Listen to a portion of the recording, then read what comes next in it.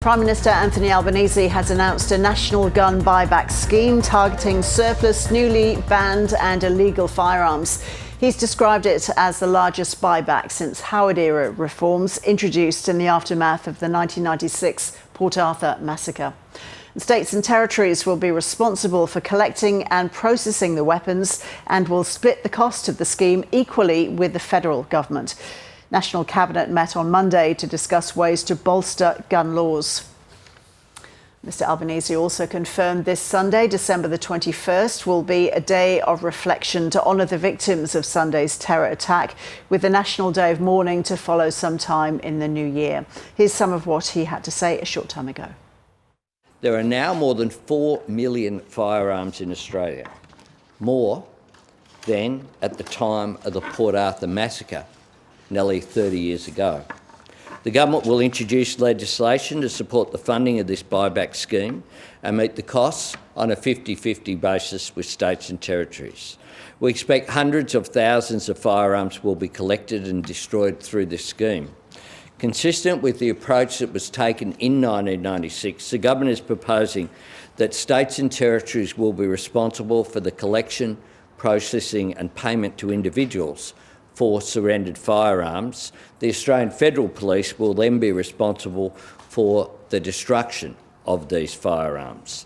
The National Gun Buyback Scheme is on top of the work that was agreed by National Cabinet on Monday, limiting the number of firearms to be held by any one individual, limiting open-ended firearms licensing and the types of guns that are legal, making Australian citizenship a condition of holding a firearm licence, accelerating work on standing up the National Firearms Register and allowing the additional use of criminal intelligence to underpin firearms licensing.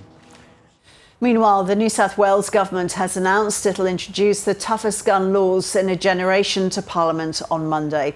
Among them is a requirement that residents of the state become a member of a gun club in order to own firearms.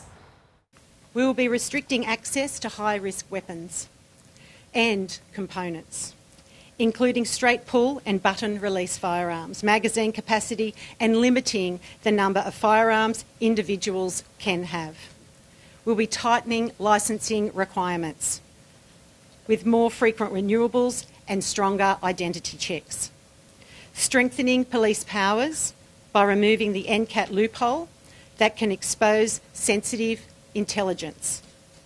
We will increase the oversight of gun use, including mandatory gun club membership and strong storage inspections. Police already have the ability to suspend or revoke licences where there is a risk, but too often these decisions have been overturned.